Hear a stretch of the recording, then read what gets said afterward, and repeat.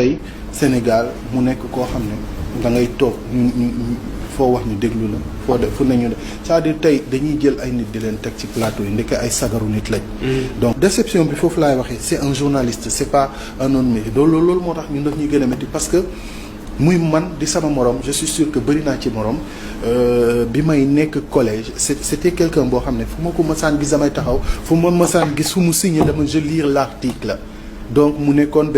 benn genre fierté boo xam ne du moom kese y a d'autres personnes yoo xam ne tey man dama leen jàppoon comme kii Aïssatou Diop Fall par exemple am na benn événement bu tàng bu amoon fii elle était defe naa rédactrice en chef de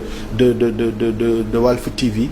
toute la journée elle a occupé l'antenne avec tellement de man loolu ba léegi moom laa jàppe woon Aïssatou Diop Fall ba ni may ñëw ci presse bi je pense que j'ai eu à le lui dire une fois pour ne serait-ce que mu xam ne mi ngi nekkoon ci yoon bu baax et ça c'était à mes débuts mais aujourd'hui c'est des déceptions yoo xam ne moom ngay am c'est des gens qui émanent de ta corporation ñu am taxawaay boobu ci réew mi man maa koy fay pour mu saagal ma et tu l'affirmes avec fierté ça c'est une honte